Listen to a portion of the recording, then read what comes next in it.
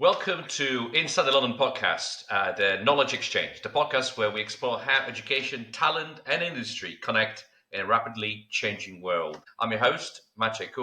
Today we're joined by Oscar Sadler, Head of Client Strategy at Wiser, where he helps some of the world's biggest brands, from Nike, Asus to AstraZeneca, to articulate what makes them great place to work. Oscar's career has been built around employers branding, early talent strategy, and people insight. So it's great to have you here. Welcome, Oscar.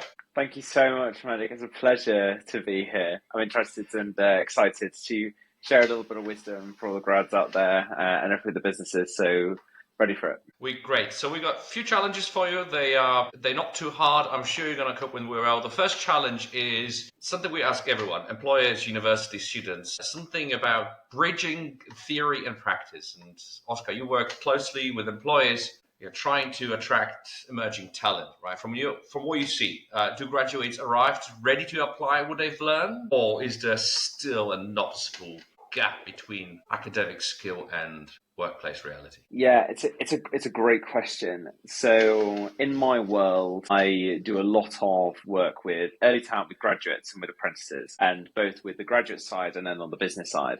And the biggest phrase that's going round recently is this idea of being ready to work. That's what employers want from their graduates coming in, because especially over the past couple of years post-COVID, we've seen graduates coming into the workspace less and less ready to work. And I think there's a couple of things that it comes down to. We're a lot less, as young people, a lot less kind of connected to the world of work at the moment. If people are doing internships, it's virtual. They're doing less and less kind of in an office in that space. So when young people then end up coming into the office, there are kind of basic things which me and you, I think, back in the day, we would have known of things like how to dress, meeting etiquette, email etiquette, how to communicate with people that are significantly your senior, which is just missing from the current cohorts of young people that are coming in. So the kind of like expectations of what they should be doing is totally off. It's really whack. So it's so much so that employers are starting to invest in ready to work schemes for any of the graduates that are coming into the world of work, where they say, right, before you come in, here are a 6-week training program that will be done over 6 months of like what you should expect, what we expect from the world of work, what to dress. So it's really disconnected, I'd say, unfortunately. It's very similar. That was my follow-up. I'm thinking, what do employees adjust? What do they do to adjust that onboarding or training? But you already noticed that the companies already are doing it, right? Do you see like this is something that they just noticed in the last 5 years, or this has been an ongoing trend? I think it's been an ongoing trend, but it's got more and more heightened post-COVID. I think COVID was the catalyst for it, because all of the traditional avenues of people going into the world of work, of whether they were going to be doing an internship or they were getting more experience, that was just taken away and split.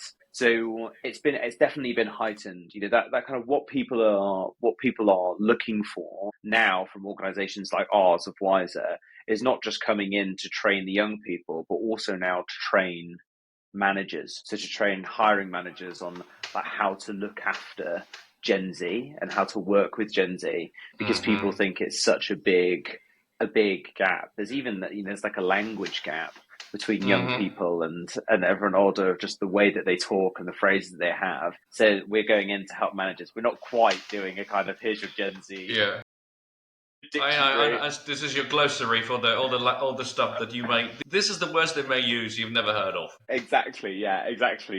Some few slays in there and a few queens. Yeah.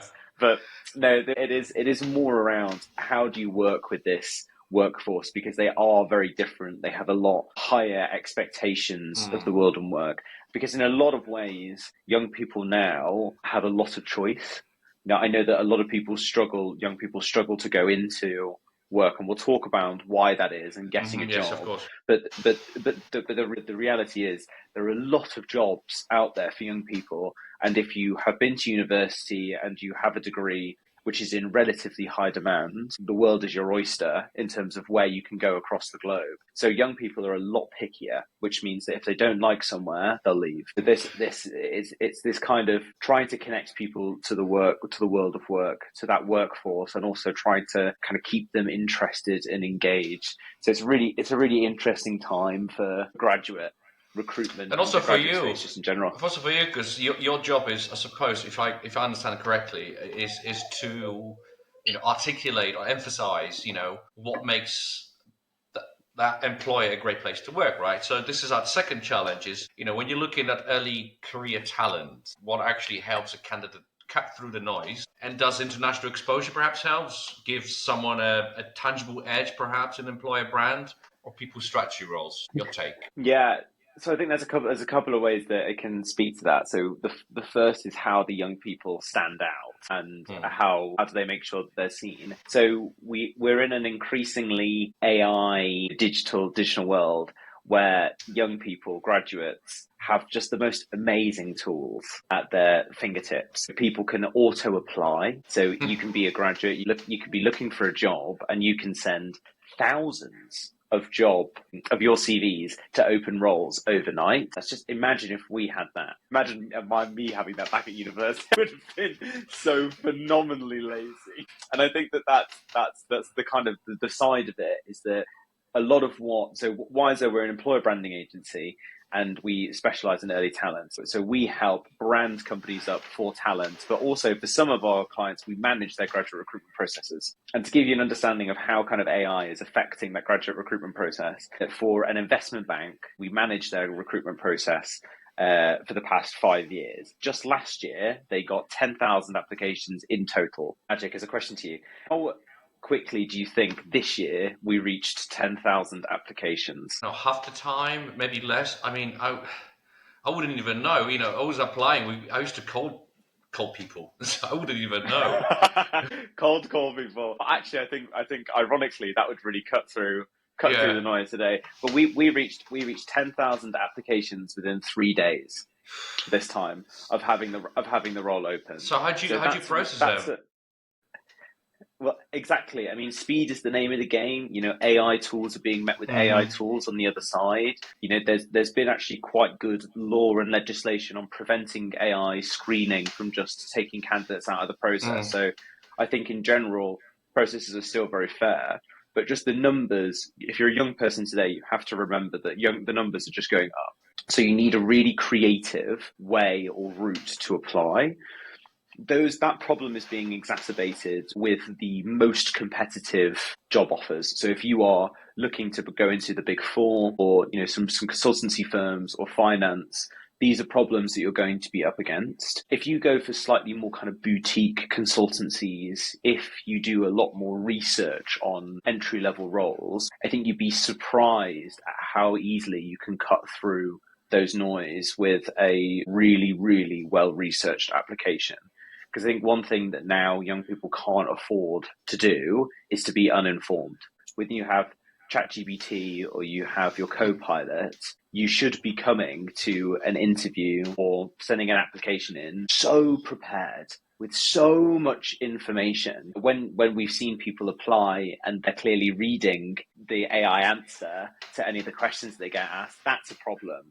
But in terms of the information that you should have, what you can do to cut through the noise is be the most informed you possibly can be on the business, where they want it to go, your role, how it impacts that kind of wider business, wider change. If you can speak to that really genuinely, really honestly, and you've done that research, that puts you light years ahead of other people that will be regurgitating the same answers. Yeah, because it's getting tighter. This is something we've been hearing all across the news about. The hiring that's happened during COVID, right? There's been not say firings, but people just letting go of the Definitely over hiring. So there's a pressure, employability, and those things standing out of the crowd is one of those things you could do. Students, the graduates feel intense pressure around that employability, but how employer also brand thinking is evolving, right? So I already mentioned things like when you actually train them up, right? So that just bridging that gap, that's already one thing.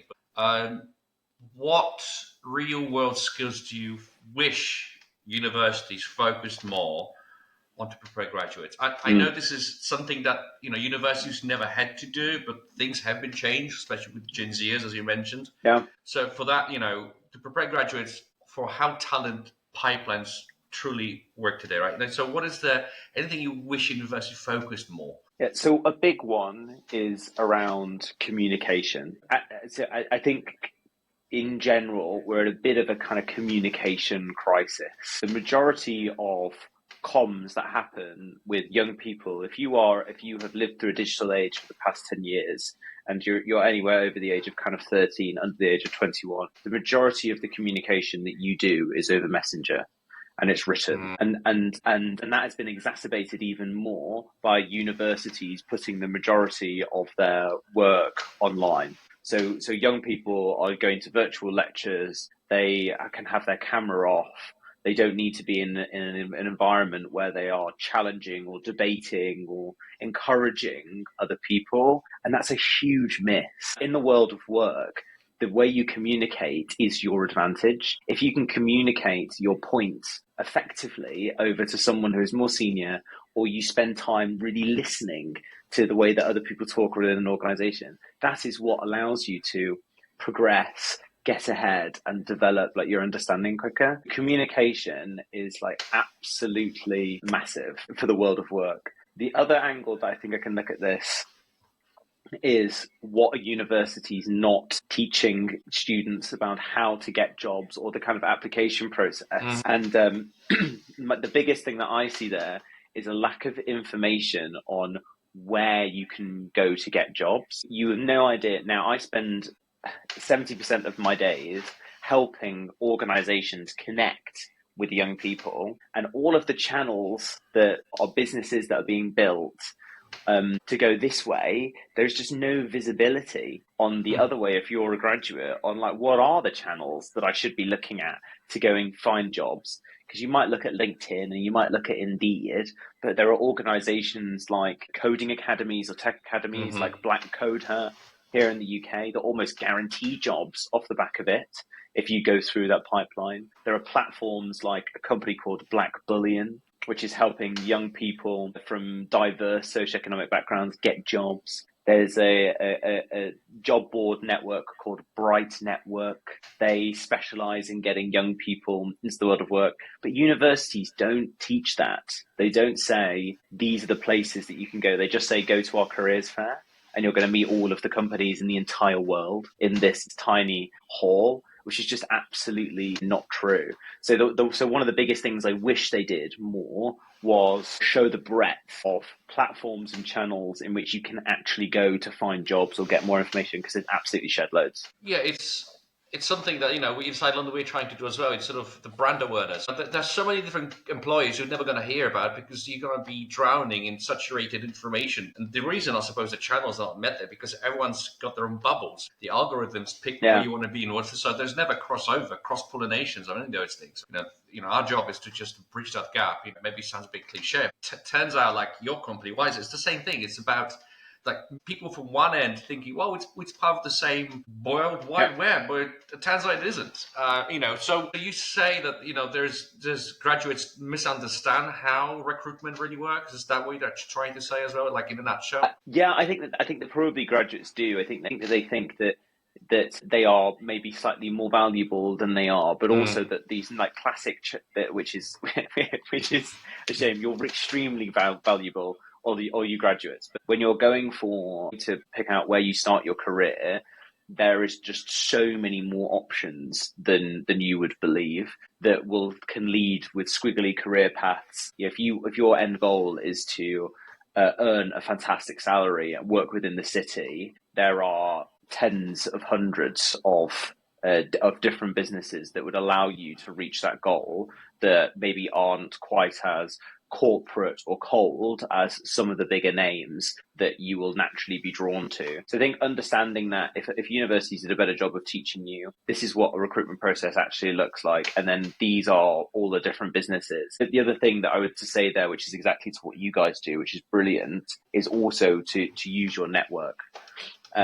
Because entry-level jobs are the same as graduate programs, when we go out to build graduate programs, a lot of them aren't called the X graduate program. It is just around getting an entry-level job and then developing what the first 2 years of your career looks like with learning and development. So lots of entry-level jobs that will be available, especially if you utilize your network and you get a little bit creative with who you ask and where you ask and who they can introduce you to. It's something that we've been actually hearing more and more. This is our first season on this podcast, but we've been hearing more and more, especially from people that run their own businesses. And things about we always try to ask, this is our next challenge, is if you were in a position, this very powerful position, imagine yourself, you're being asked to design an ideal partnership between industry and universities, especially around young talent and early talent. What would that look like to you? Such a cool question. Imagine you could redesign the relationship between universities and industry. I've got a couple of things that I would say. The first is course sponsorship.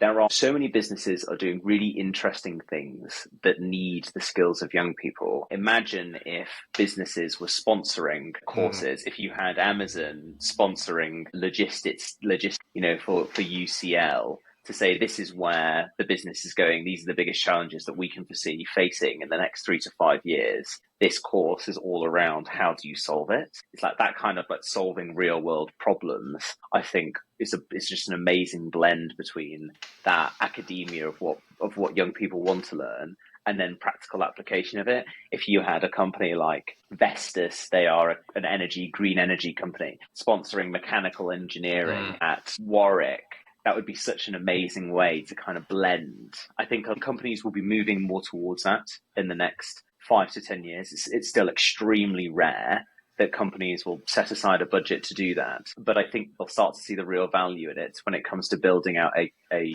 pipeline of young people that will consider them as the top of an industry, the best. The other thing I would say is more peer-to-peer advocacy. So to get a bit brandy on you, at the moment we are living in the age of the influencer. Whether we like it or not, we get sold to by people and by personalities all the time. Brand trust, especially for young people, actually, is at an all-time low. So if they see a brand say, we are inclusive and sustainable first, young people go, well, you are, whatever.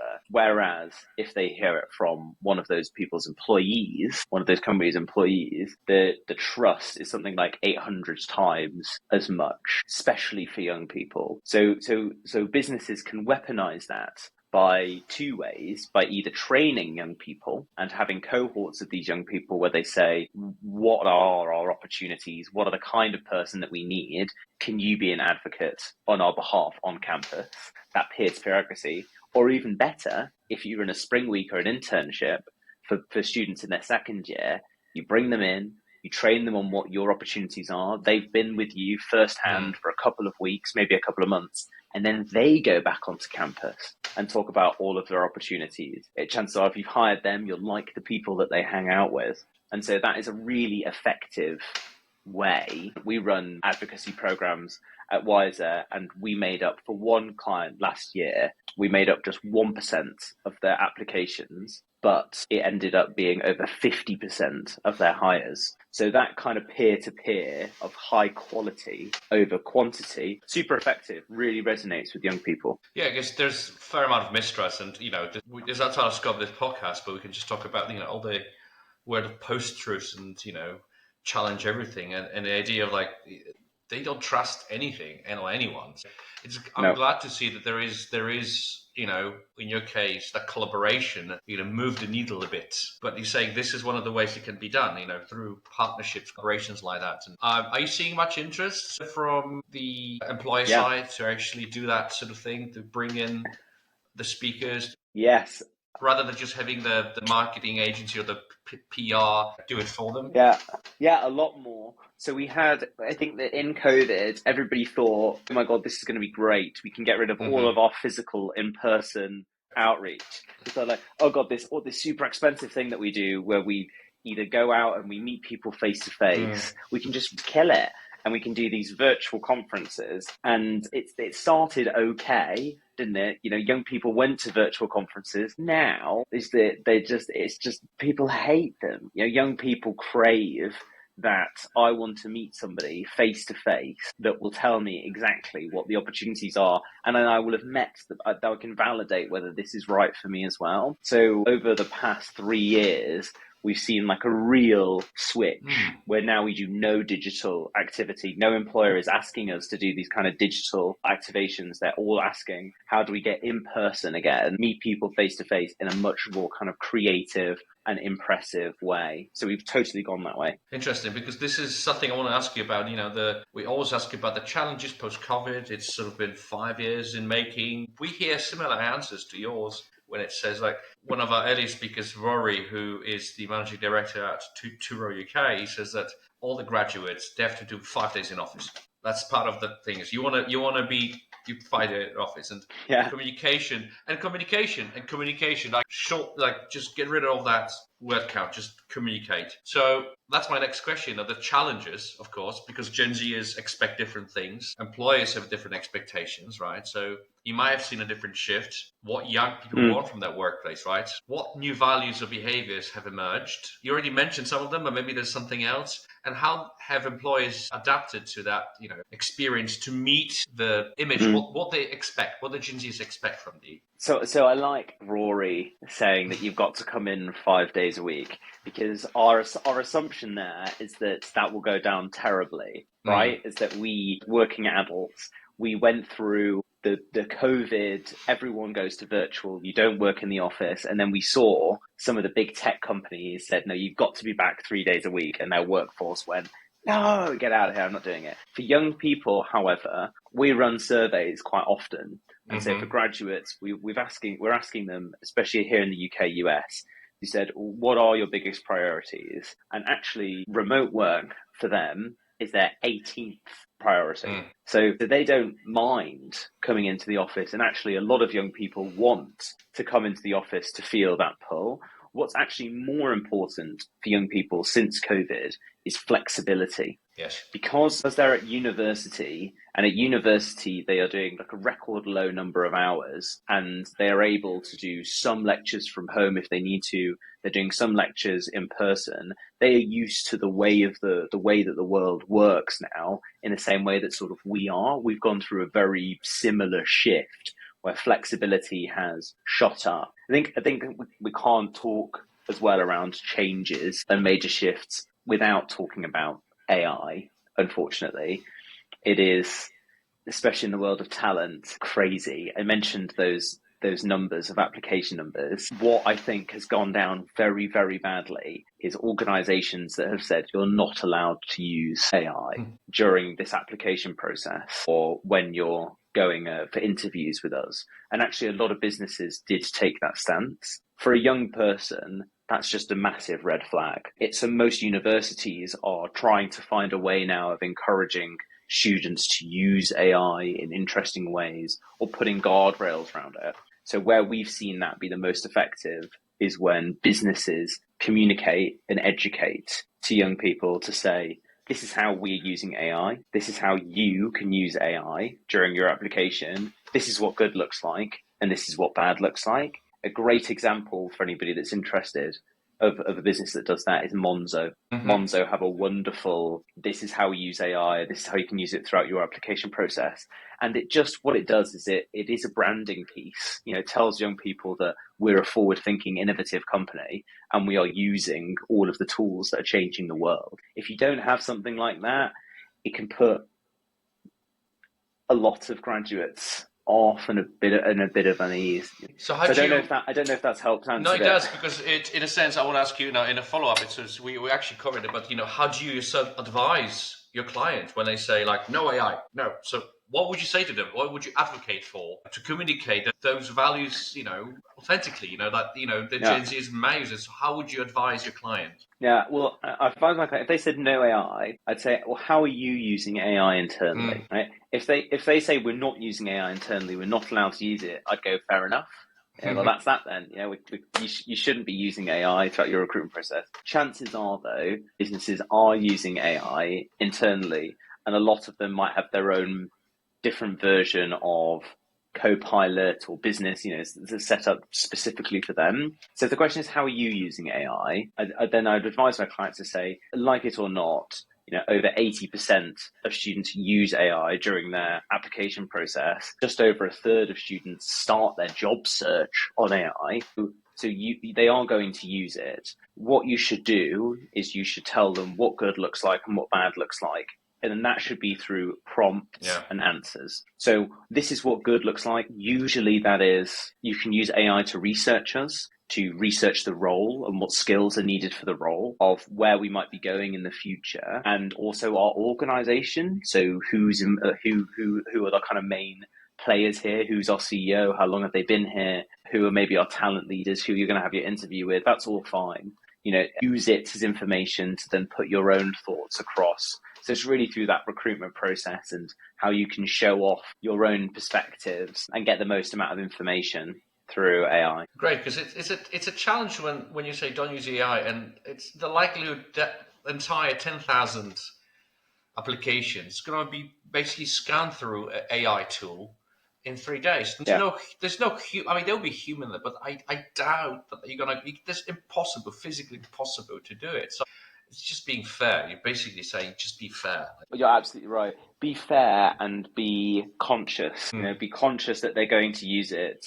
Don't put your head in the sand and think we'll figure that out later down the line. Say that, look, you're going to use it. We use it. This is how you should use it, and this is how you like it. And you end up in a much better position. No, this is important. Just being open and fair and transparent. And this is something I also want to ask you. This is our final question. It's about the return on investment. We want to sort of find out from different perspectives from the employers, universities, and the investment, the capital investment, right, in education, in study abroad, right? So from your perspective, you've dealt with thousands of clients on both ends. And what do you think is the real ROI of international study for the companies you work with? Is creativity, range, better cultural awareness a good thing? What do employers actually gain from hiring globally minded graduates? Yeah, this is a great question. So one really easy answer to this is that we are an increasingly global workforce. Is that there is so much more flexibility to move around the world or work from anywhere around the world, that it also means that businesses are engaging with people from all around the world. So businesses, even if you're going to work for a small business in Blackburn here in the UK, they might be trading or selling to somebody out in the Middle East where there are different cultural norms or cultural nuances. So that kind of awareness and perspective that businesses get from hiring global talent, it just mirrors that kind of natural global workforce. And I know that internationally exposed students that have crossed boundaries or taken risks, they tend to be a lot more open-minded and they tend to be a lot more inclusive of different perspectives. Two things that for the future of work, you can see where our workforce is going are critical for having an organization that's going to be successful in a global market. And I think that the next thing there is leadership potential. So one of the first questions I ask a business when I hear that they have a graduate program is, why do you have a graduate program? And a lot of some businesses say, we have a graduate program because we've always had a graduate program. we believe in having young people in the business. It's like, well, that's a rubbish answer. The best answer is that because we want to fix our talent pipeline and we want the leaders of 20 years to be hired today. That's the best. They say this is our leadership pipeline. That is, I'd say, where the majority of businesses have graduate programs. Leaders, this kind of overlap of leadership skills and what you get from international study, you mentioned it yourself, that kind of like awareness, cultural awareness, creativity, being a bit more resilient, because you push yourself way outside of your comfort zone. Those are skills that will make better leaders for your business in the future. So I think that future leadership potential for me is massive. That's great. And, it's part of the conversation we're having is to get as many possible those channels you mentioned. I was thinking about it. Thinking this is exactly why we're doing it. It's the way that you can have an open conversation, even if you might disagree with the answer. That's the whole point. Expose you to something different. And this leads me to, I want to ask you a question to ask a question. This is something we ask everyone is, you work with both ends, the clients, the partnerships, collaborations, and you have a perspective on what universities may do well. And of course, you already mentioned collaborations that, move the needle a bit. So if you had in front of you a head of, I don't know, UCL's director of any course, what would you ask them? Any university, what would you ask a member of, like, head member of vice chancellor, whatnot? What would you ask them? What kind of question to ask them? So tough. If I had the chancellor of another university, Well, it could be anyone that could be, what would it be anyone they're shaping the future of education, right? They make the decisions of what courses, the curricula, they have all the decisions. You've seen what comes on the pipeline. I'm sure you'd like to ask the question. So we would like to ask them on your behalf. I mean, what I would really love to ask people is what industry do they think is going to be dead in 10 years' time? Because I think the industries are going, and that's an amazing thing to think about, because it informs everything. If an industry is on its way out, or roles are on its way out, then what are the skills that we're teaching young people, and how is that changing? That's it. I think if I had a chancellor, I'd say, well, how are you preparing them for an increasingly more global world? That's probably what I'd say, because at the moment universities are bubbles, and we've managed to crack those bubbles a couple of times with organizations coming in and talking around, this is the work that we're doing. But we're going to have such a fluid workforce. It's like, how are you preparing students for that travel fluidity? Perfect. We're compiling the list of questions. We're going to challenge them, and hopefully we're going to get some constructive answers out of people that shape the education. And but this was great. This is it. This was the episode of the Inside London's The Knowledge Exchange. A huge thank you to Oscar again for sharing his insights. Thank you. If you enjoy this conversation, follow us on LinkedIn. We've got a YouTube channel, and also we've got our website. And we'll see you next time. Thank you again, Oscar, for joining us. I was Maciek, and I'm your host. Thank you very much. Thank you. Bye.